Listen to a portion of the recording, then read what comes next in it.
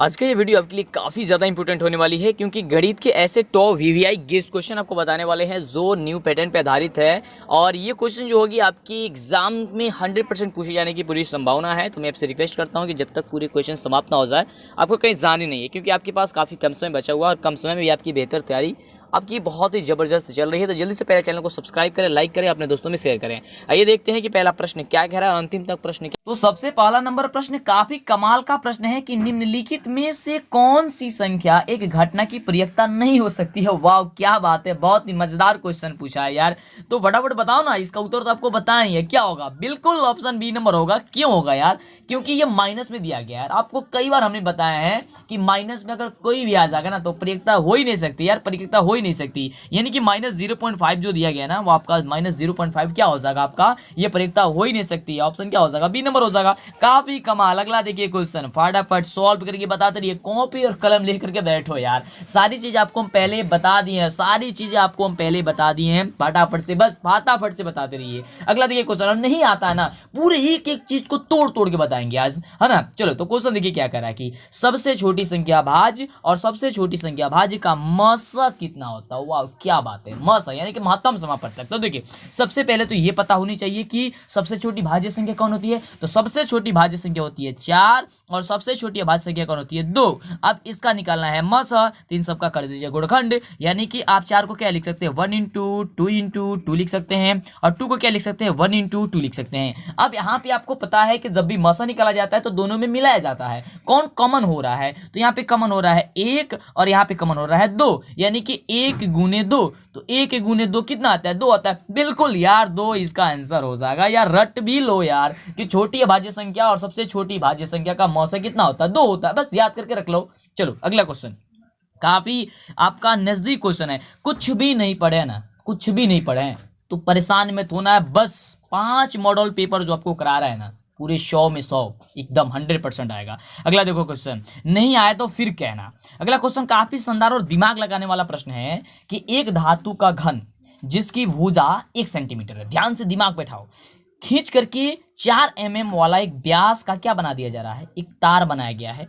इसकी तार की जो लंबाई बना देंगे ना वो क्या हो जाएगी, मतलब समझो ये घन है और घन है, उसकी भुजा 1 सेंटीमीटर है और उसको एकदम लमा दे रहा है ना, उसको खींच करके एकदम तान करके लमा दे रहे हैं। 4 mm का व्यास का हम लोग उसको बना रहे हैं, क्या चीज, तार बना रहा है। तो उसकी लंबाई पूछ रहा है, बताओ ना यार फटाफट। तो काफी आसान है, तो देखो ध्यान से देखिए यहाँ पे कैसे बनेगा। कह रहा है कि एक धातु घन जिसकी भुजा 1 सेंटीमीटर है, यानी जो आपका घन है और खींच करके तार बनाया जाए, तार किस रूप हो जाएगा? तो तार आपकी हो जाएगी तो बेलन के रूप की हो जाएगी जी, तो बेलन के रूप की हो जाएगी ना। तो ये हो गई आपकी तार, और ये आप कह सकते हैं, यहां से आप कह सकते हैं घन, तो ये आपकी बन गई घन। तो ये जो घन है इसको खींच करके क्या बना दिया गया, तार बना दिया गया। तो देखो इसका मतलब हो गया कि घन का आयतन बराबर किसका आयतन हो जाएगा? तो बेलन का आयतन हो जाएगा। हो जाएगा कि नहीं हो जाएगा? कहेंगे तो इसके कहने का मतलब ये हो गया कि जो घन की आयतन है यानी कि AQ बराबर हो जाएगा πr² हो जाएगा। क्या हो जाएगा? πr² हो जाएगा। अब देखिए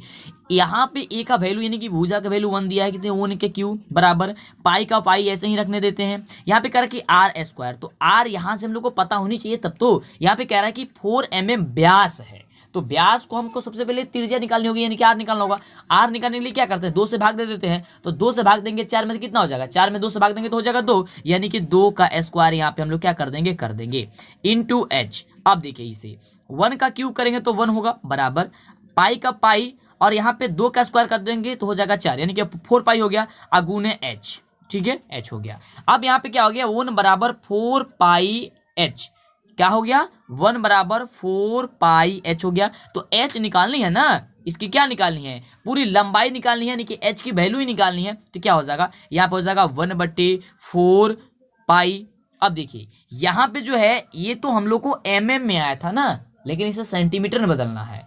तो 100 mm बराबर 1 सेंटीमीटर होता है, यानी कि यहाँ पे जो 1 mm है उसे सेंटीमीटर में बदल दीजिए। तो 100/4 पाई हो गया, और 4 से कटा दीजिए क्या हो जाएगा 25। तो 25 बटे यहाँ पे नीचे हो गया पाई, सेंटीमीटर। तो 25/π सेंटीमीटर कहाँ पे दिया गया है, तो 25/π सेंटीमीटर ऑप्शन जो दिया गया है, ऑप्शन क्या दिया गया है, ऑप्शन आपका इसमें बी दिया गया है। समझ में आ रहा है कैसे बना, काफी आसान है, काफी इजी है, बस दिमाग थोड़ी सी वहां पे लगानी है, शांत दिमाग करके बनाइएगा तो दिक्कत होने वाली है ही नहीं। अगला देखिए प्रश्न क्या कह रहा है, काफी शानदार क्वेश्चन है, बहुत ही बढ़िया क्वेश्चन कह रहा है कि 1 + tan² थीटा किसके बराबर होता है। अरे यार ये तो फॉर्मूला ही है ना, फॉर्मूला है, क्या हो जाएगा, ऑप्शन ए नंबर हो जाएगा यार, sec² थीटा होता है। इसमें तो कुछ सोचना ही नहीं है कि 1 + tan² थीटा किसके बराबर होता है, ये तो याद किया हो यार आपको। तो sec² थीटा एकदम धमाल मचाना यार, सही साल मतलब धमाल मचाना, एकदम जल्दी से लाइक करो यार, फटाफट से लाइक करो। अभी तक लाइक नहीं करते तो क्या यार, कंजूसी, ऐसी बात नहीं चलेगी यार, फटाफट कंजूसी नहीं, आपको लाइक करना ही पड़ेगा।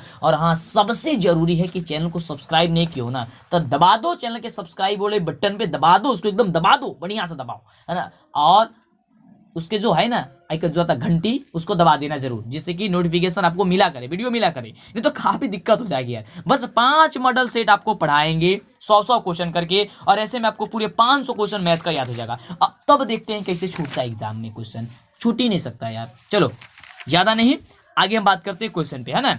चलिए ऐसे मजा भी आता है। चले अगला क्वेश्चन कह रहे हैं कि यदि 2 समरूप त्रिभुजों की संगत भुजाओं में 3/4 का अनुपात हो तो उसकी परिमापों का अनुपात क्या होगा। परिमाप पूछ रहा है, यहाँ पे देखिए क्षेत्रफल नहीं, जब भी क्षेत्रफल पूछा जाता था तो बस इसका आप स्क्वायर कर देते थे, लेकिन यहाँ पे आपकी परिमाप पूछ रही है, तो परिमाप पूछ रही है तो परिमाप क्या होगा, फटाफट बताइए कि इसकी परिमाप क्या होगी। ऑप्शन की बात करते हैं तो आप देख रहे हैं यहाँ पे जो है आपकी ऑप्शन दी गई है, ठीक है। तो फटाफट बताइए इसका आंसर जो होगा वह क्या होगा।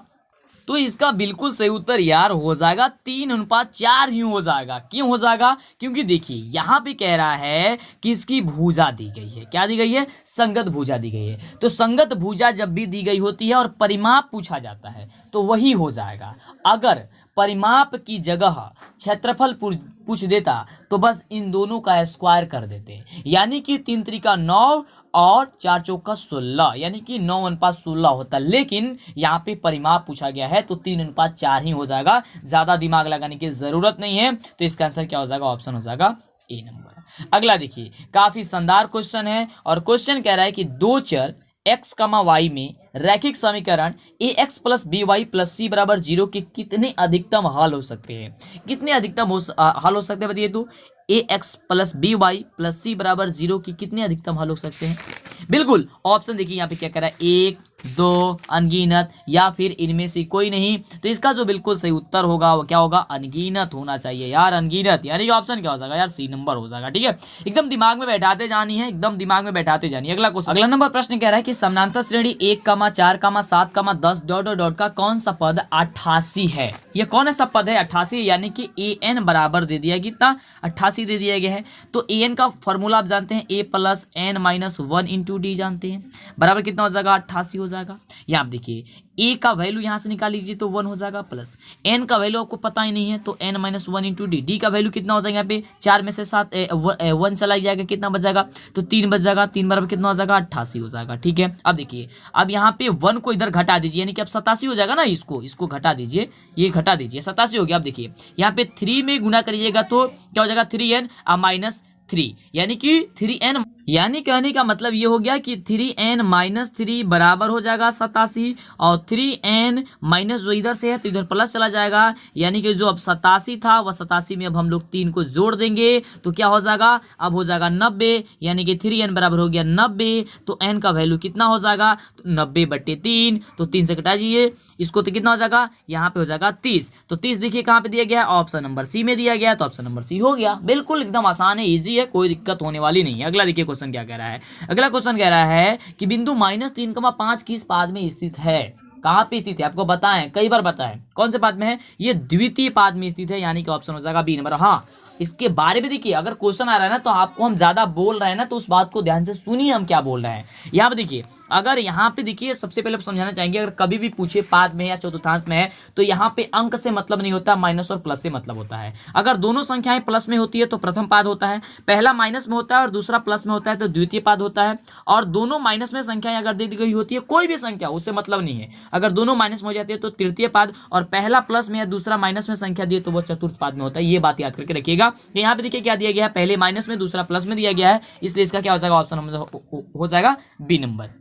अगला देखिए बहुत ही शानदार क्वेश्चन। अगला जो क्वेश्चन है वो कह रहा है कि 2 cos स्क्वायर 60 डिग्री का जो वैल्यू होता है वो कितना होता है। तो सबसे पहले आपको तो ये पता होनी चाहिए कि 60 डिग्री का वैल्यू कितना होता है कॉस में। तो कॉस में जो 60 डिग्री का वैल्यू होता है कितना होता है, फटाफट भी कॉस में 60 डिग्री का जो वैल्यू होता है वो कॉस में 60 डिग्री का जो वैल्यू कितना होता है 1/2 होता है।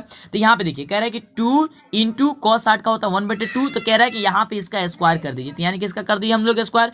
अब देखिए यहाँ पे 2 का 2 और 1/2 क्या हो जाएगा, अब यहाँ पे 1 का स्क्वायर करेंगे 1 और 2 का स्क्वायर करने को हो जाएगा 4। अब इनसे कटाएंगे तो 2 से कट जाएगा, यहाँ पे ये 4 तो हो जाएगा 2, यानी कि 1/2 यहाँ पे आंसर हो जाएगा। तो 1/2 होगा, इसका क्या हो जाएगा, ऑप्शन हो जाएगा, यानी कि ऑप्शन हो जाएगा कि डी नंबर इसका बिल्कुल सही उत्तर हो जाएगा। ठीक है, अगला नंबर प्रश्न देखिए, काफी कमाल का प्रश्न है कि निम्न में से किस द्विघात बहुपद के शून्यकों का योग 3 तथा गुणनफल -10 है। यानी कि यहाँ पे आपको द्विघात बहुपद बतानी है और एक क्वेश्चन आपकी परीक्षा में एकदम सीधा रहेगा यार, जो भी बता रहे हैं ना, केवल अंक चेंज कर दिया जाएगा लेकिन क्वेश्चन वही रहेगा। अगर जो बच्चे छोड़ करके क्लास जाएंगे उनको नुकसान होगा तो बाद में मत कहिएगा बाबू।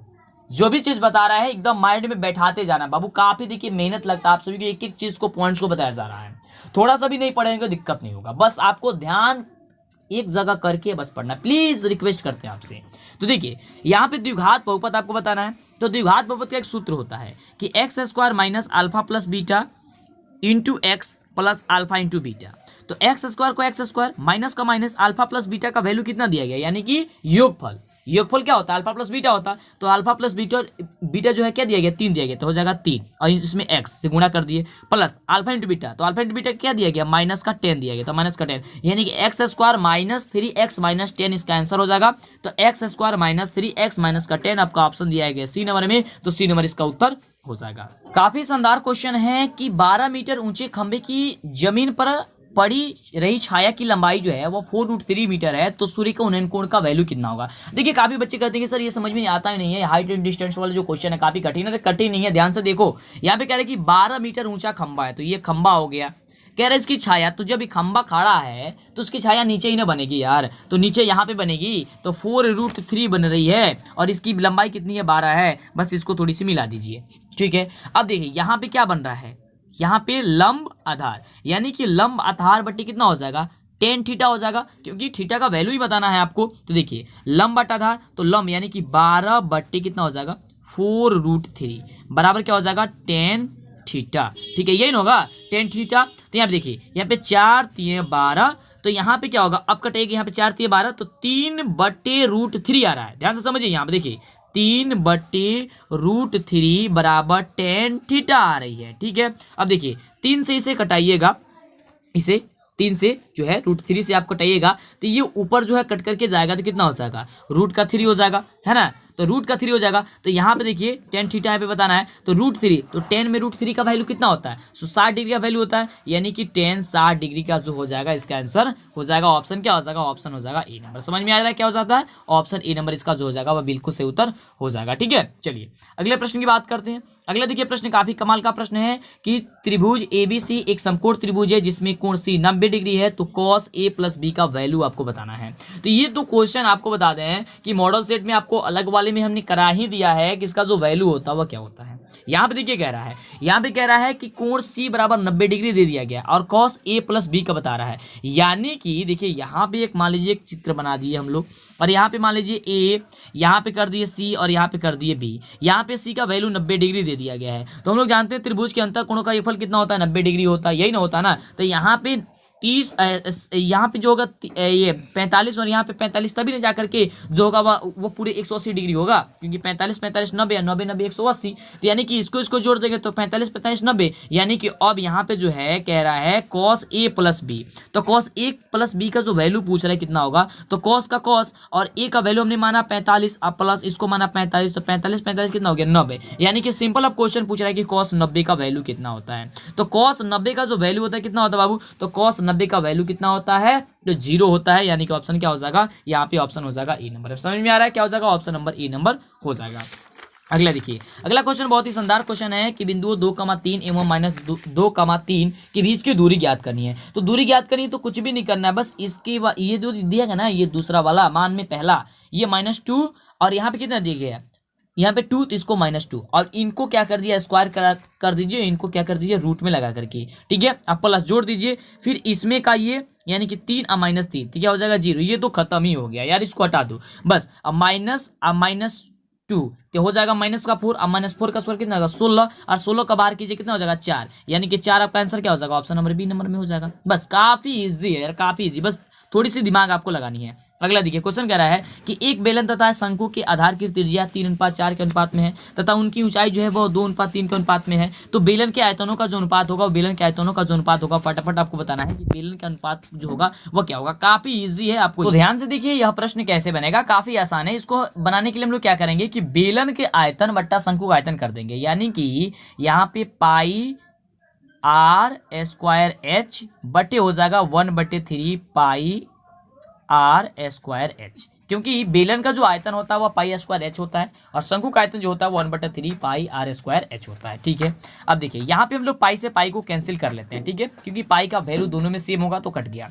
अब देखिए r², तो यहाँ पे बेलन में जो है उसकी त्रिज्या क्या दी गई है, यहाँ पे 3 दी गई है, यानी कि 3 का स्क्वायर कितना हो जाएगा 9, इसको गुना कर ही लीजिए। अब देखिए यहाँ पे करा h का वैल्यू यहाँ पे कितना दी गई है 2, इसको गुना कर लीजिए 2 से, यहाँ पे हो गया हम लोग कर दिए 2। अब देखिए बटे यहाँ पे कह रहा है कि 1/3, तो 1/3 को हम लोग रख देते हैं, लिख देते हैं इंटू r²। अब यहाँ पे r का जो वैल्यू है 4 है, तो 4 का स्क्वायर कितना हो जाएगा 16 अगुने यहाँ पे h का जो वैल्यू है यहाँ पे कितना है 3 है, तो यहाँ पे कर देंगे हम लोग 3। अब देखिए इसे सॉल्व कीजिए, तो 3 3 9, ठीक है, और यहाँ पे ध्यान से देखिए ये 2 से कट जाएगा 8 बार में, है ना, तो 3 यहाँ पे है 1/3, ठीक है, और यहाँ पे है 8, तो ये जो है वो 1/3 है, ये तो अब ऊपर चला जाएगा ना क्योंकि भाग में है, गुना में बदल जाएगा, यानी कि अब 3 में 3 से गुणा कर देंगे हो जाएगा 9, ठीक है, यानी कि 9/8, यानी कि 9/8 आपको दिया गया है 9/8, तो 9/8 जो आपका आंसर क्या हो जाएगा आपका बिल्कुल सही उत्तर हो जाएगा, ठीक है। चलिए जो बच्चे थोड़ी बहुत पढ़े होंगे और दिमाग एक जगह शांत करके देख रहे होंगे उनका बिल्कुल सही उत्तर हो जाएगा, ऑप्शन हो जाएगा कैसे बी नंबर। अगला नंबर प्रश्न देखिए, काफी आसान क्वेश्चन है कि यदि 3 4 5 17 तथा x का मान अगर 6 दिया गया हो तो x का वैल्यू ज्ञात करना है। तो देखिए काफी आसान होता है, कुछ भी करने की जरूरत नहीं है। देखिए यहाँ पे आपको क्या करनी है, सबको जोड़ लेनी है, तो 3 + 4 + 5 + 17 + x, ठीक है, और बट्टे में जितना संख्या होता है उतना, तो देखिए ये 5 को संख्या, तो 5 अब बराबर कितना हो जाएगा, यहाँ पे इसका मान कितना दिया गया 6 दिया गया है, तो 5 में 6 से गुणा कीजिए होगा 30 हो जाएगा ना, यानी कि बराबर में 30 हो जाएगा। अब देखिए 17 और 5 कितना होता है 22, अब 22 और 4 कितना होता है 22 और 4 कितना होता है, तो आप सभी को पता है 26 और 26 और 3 कितना होता है 29, यानी कि 29x बराबर 30, तो 29 + x बराबर हो जाएगा 30, यानी कि x बराबर हो जाएगा 30 - 29, यानी कि आपका आंसर क्या हो जाएगा 1, ठीक है, तो आपका आंसर क्या हो जाएगा 1, यानी कि 1 जो हो जाएगा आपका आंसर क्या हो जाएगा आपका ये नंबर आ जाएगा। समझ में आ रहा है। चलिए अगला देखिए, काफी इजी क्वेश्चन है और क्वेश्चन कह रहा है कि 64 पाई सेंटीमीटर स्क्वायर क्षेत्रफल वाले वृत्त का जो व्यास होगी वह व्यास आपको बताना है। तो आप सभी को पता है जो वृत्त का जो ये होता है क्षेत्रफल क्या होता है, तो वृत्त का क्षेत्रफल क्या होता है फटाफट बताइए, तो वृत्त का क्षेत्रफल क्या होता है, बिल्कुल, तो वृत्त का क्षेत्रफल होता है πr², ठीक है, πr², तो πr² बराबर क्या दिया गया है, यहाँ पे 64 पाई दिया गया है, तो पाई से पाई यहाँ पे कट जाएगा और r बराबर क्या हो जाएगा, यहाँ पे जब ये रूट में चला जाएगा तो 8 आ जाएगा, यानी कि 8 जो है हम सभी का क्या आ गया त्रिज्या आ गया। यहाँ पे पूछ रहा है व्यास, तो व्यास करने के लिए 2 से गुणा कर देंगे तो 8 दूनी 16, यानी कि 16 जो होगा इसका आंसर क्या हो जाएगा ऑप्शन बी नंबर हो जाएगा। अगला देखिए, काफी इजी क्वेश्चन है। क्वेश्चन कह रहा है कि त्रिभुज DEF और त्रिभुज PQR में दिया गया है कोण D बराबर कोण Q और कोण R बराबर कोण E है, तो निम्नलिखित में से जो होगा वह कौन सा जो होगा वह कथन जो होगा सही होगा। तो ध्यान से देखिए, यहाँ पे एक मान लीजिए त्रिभुज बन गया और यहाँ पे एक जो है त्रिभुज बन गया, यहाँ पे है DEF है और यहाँ पे है PQ और R है, ठीक है। अब कह रहा है कि कोण D बराबर कोण Q है, यानी कि ये बराबर यहाँ पे कोण आपको Q दिया गया है, यहाँ पे दिया गया है, और कोण R बराबर जो कोण यहाँ पे दिया गया, जो कोण R बराबर जो दिया गया है वह कोण R बराबर क्या पे दिया गया E दिया गया है, ठीक है। तो कह रहा है कि निम्नलिखित में कथन कौन सा सत्य होगा, कोण F बराबर कोण P या कोण F बराबर Q या कोण D बराबर कोण P या कोण E बराबर कोण P। तो क्या होगा फटाफट बताइए, बिल्कुल ऑप्शन क्या हो जाएगा, हाँ, कोण P बराबर क्या हो जाएगा, कोण का F हो जाएगा या कोण F बराबर कोण P हो जाएगा, तो बात सही हो जाएगा, आपका ऑप्शन नंबर ए हो जाएगा। तो आपका ऑप्शन नंबर क्या हो जाएगा, ए नंबर बिल्कुल करेक्ट उत्तर हो जाएगा। अगला देखिए काफी इजी क्वेश्चन है और कह रहा है कि समीकरण युग में 2x plus 3y plus 2x plus 3y बराबर 5 तथा 4x प्लस 6y बराबर 15 का हल क्या होगा। आपको यहाँ पे ये बताना, हल बताना है। तो यहाँ पे a1/a2 बराबर b1/b2 बराबर c1/c2 ज्ञात करना होता है। यानी कि a1/a2 यानी कि 2 कितना हो जाएगा 4 बराबर 3 कितना हो जाएगा 6 और बराबर क्या हो जाएगा 5 हो जाएगा कितना 15। कटाइए, यहाँ पे 1/2 हो जाएगा, यहाँ पे भी हो जाएगा 1/2 हो जाएगा और यहाँ पे भी हो जाएगा क्या चीज, यहाँ पे है तो 1/3 क्या हो जाएगा 3 हो जाएगा। अब देखिए यहाँ पे दो को तो बराबर है लेकिन ये बराबर है ही नहीं, यानी कि इसका क्या होगा तो कोई हल नहीं होगा, यानी कि ऑप्शन क्या हो जाएगा सी नंबर हो जाएगा, क्योंकि दो को बराबर है तीसरा बराबर है नहीं है, तो क्या होगा कोई हल होगा ही नहीं होगा। चलिए अगला क्वेश्चन, काफी इजी क्वेश्चन है। क्वेश्चन कह रहा है कि यदि 65 तथा 117 का मस 65 m माइनस 117 के रूप में है तो m का जो वैल्यू होगा वो m का वैल्यू जो होगा वह क्या होगा। तो ध्यान से देखिए क्वेश्चन कैसे बनेगा, आपको काफी कठिन लग रहा होगा लेकिन काफी इजी क्वेश्चन है ना। ध्यान से समझिए कैसे बनेगा। इसको बनाने के लिए सबसे पहले आपको क्या करना होगा कि 65 और 117 का आपको मसा निकालना होगा, ठीक है। तो आइए 65 और 117 का हम लोग मसा निकाल लेते हैं, तो भाग विधि से ही निकाल लेते हैं जिससे कि इजी तरीके से आ जाए, आसानी तरीके से आ जाए। तो 65 भागे 117 करेंगे तो ये कितना बार में जाएगा तो 1 बार में जाएगा। जब 1 बार में जाएगा तो यहाँ पे जो होगा 65 आ जाएगा और 117 में से हम जो 65 को घटाएंगे तो कितना आ जाएगा, तो हम सभी का आ जाएगा 52 आ जाएगा, ठीक है। तो 52 जब आ जाएगा तो यहाँ पे जो फिर 65 को रखेंगे तो 65 को रखेंगे फिर से तो कितना आ जाएगा 1 बार में जाएगा तो फिर हो जाएगा यहाँ पे 52 हो जाएगा। फिर 65 में से 52 को जब हम लोग घटाएंगे तो कितना होगा 13 आएगा और 13 को फिर यहाँ से भाग देंगे। अब 52 में बार भाग 52 को भाग करेंगे तो 13 चौका 52, यानी कि यहाँ पे 52 हम लोग का कट जाएगा तो मौसम कितना आ गया 13 आ गया। ये भाग विधि से इसी तरह से निकाला जाता ना, बिल्कुल।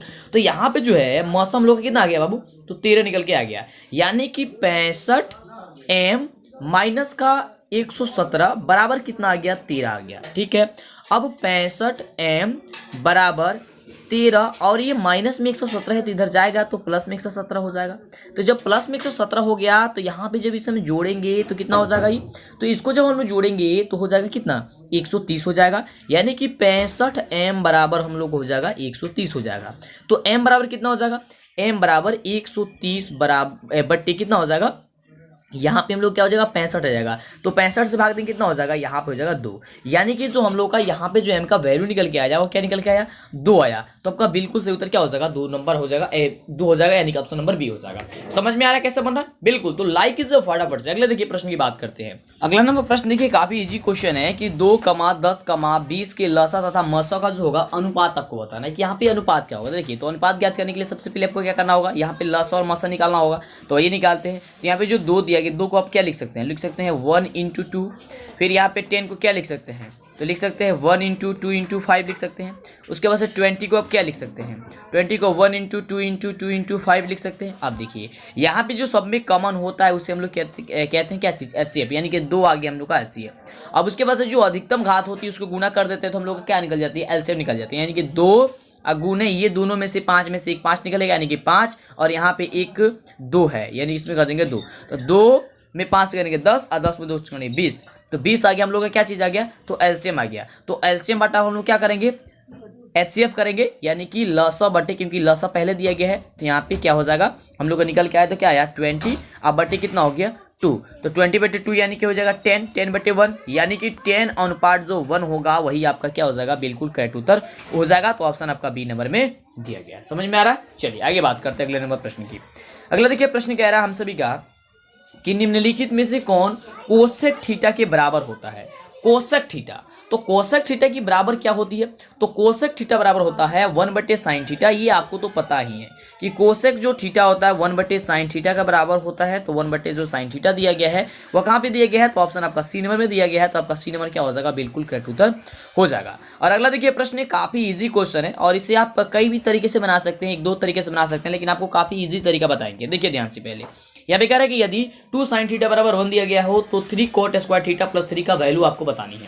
तो यहाँ पे आपको क्या करना है, ध्यान से देखिए, यहाँ पे जो 2sin थीटा दिया गया है तो यहाँ से आप 1 निकाल लीजिए। 2sin थीटा बराबर 1 दिया गया है तो sin थीटा बराबर क्या हो जाएगा 1/2 हो जाएगा ना। अब देखिए 1/2 sin थीटा में किसका वैल्यू होता है तो 30 का वैल्यू होता है, यानी कि थीटा का जो वैल्यू निकल के आया वो 30 निकल के आ गया। अब देखिए अब यहाँ पे जो है cot स्क्वायर थीटा में थीटा की जगह हम लोग 30 रख देंगे। अब देखिए तो 3 cot स्क्वायर और थीटा की जगह 3 लिख दिया प्लस का 3, 3 इंटू कॉट 30 डिग्री का वैल्यू कितना होता है, तो रूट का 3 होता है, तो रूट 3 का स्क्वायर अब प्लस हो गया 3। अब देखिए 3 इंटू 3 का रूट 3 का स्क्वायर कीजिएगा तो हो जाएगा 3, तो 3 अब प्लस 3, तो 3 3 का 9 और 9 अब प्लस 3, तो कितना हो गया 12। 12 आपका क्या हो जाएगा आंसर, हो जाएगा ऑप्शन नंबर क्या हो जाएगा, ए नंबर आपका बिल्कुल करेक्ट उत्तर हो जाएगा। काफी इजी वे में आपको बता रहे हैं, बस आप दिमाग शांत करके देखिएगा, कोई भी दिक्कत होने वाला नहीं है।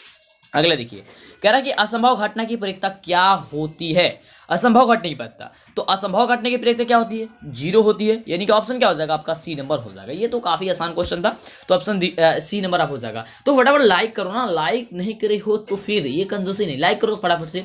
हाँ, चैनल पे पहली बार सब्सक्राइब नहीं किया तो जल्दी से पहले सब्सक्राइब पे क्लिक कीजिए, जिससे कि आपको आगे से वीडियो मिला करे, है ना, फटाफट कर लीजिए चैनल को सब्सक्राइब। अगला देखिए क्वेश्चन, काफी आसान क्वेश्चन है लेकिन थोड़ी सी दिमाग लगाने की जरूरत है यहाँ पे। कह रहा है कि निम्नलिखित में x square minus root 3x minus 12 के शून्य को कौन कौन से होंगे, यानी कि शून्य क्या बताना है। देखिए, तो शून्य निकालने के लिए सबसे पहले या तो आप गुणखंड से निकाल सकते हैं, या तो आप डी का वैल्यू निकल के निकाल सकते हैं। तो यहाँ पे गुणखंड से निकालेंगे तो काफी दिक्कत होगी, उसके लिए क्या करिए आप आसानी तरीके से निकालेंगे, सबसे पहले यहाँ पे डी निकाल लीजिए। तो डी निकालने के लिए आप क्या कीजिएगा, यहाँ पे डी बराबर क्या होता है, बी स्क्वायर माइनस का 4ac होता है, तो बी स्क्वायर, तो बी का क्या है माइनस रूट 2 का स्क्वायर, तो माइनस रूट यहाँ पे 2 का स्क्वायर कर देंगे माइनस 4 गुणे ए का वैल्यू 1 है इंटू 80 का वैल्यू माइनस का 12 है। अब देखिए 2 का स्क्वायर कीजिएगा माइनस रूट 2 का तो 2 होगा, अब प्लस यहाँ पे 4 में 12 से गुणा कर देगा तो 48 होगा, और यहाँ पे जो माइनस माइनस हो गया प्लस हो जाएगा, यानी कि 48 यहाँ पे हो गया, तो 2 प्लस 48 कितना हो गया आपको 50 हो गया, यानी कि डी का वैल्यू आपको 50 हो गया। तो यहाँ पे एक्स यानी कि मूल बताना है, तो वैल्यू क्या ये फॉर्मूला क्या होता है, minus b plus minus root D बट्टे की होता है क्या चीज 2a होता है। तो यहाँ का बी का वैल्यू क्या दिया गया, माइनस का रूट 2 दिया गया, तो माइनस माइनस प्लस हो जाएगा, यानी कि रूट का 2 हो जाएगा। ध्यान समझिए, प्लस माइनस डी का वैल्यू कितना दिया गया, तो रूट में 50, ठीक है। अब यहाँ पे जो है 2a 2 इंटू ए के बदले कितना है 1 है, तो 2 में 1 से गुणा कीजिए तो 2 ही होगा, यानी कि 2 हम लोग लिख देते हैं। अब देखिए यहाँ पे जो वैल्यू आया हम लोग का क्या आया, रूट 2 प्लस माइनस रूट का 50 आया। तो ये देखिएगा यहाँ पे कहीं पे भी ऑप्शन दिया ही नहीं गया है, तो इनमें से कोई नहीं इसका आंसर बिल्कुल करेक्ट उत्तर होगा।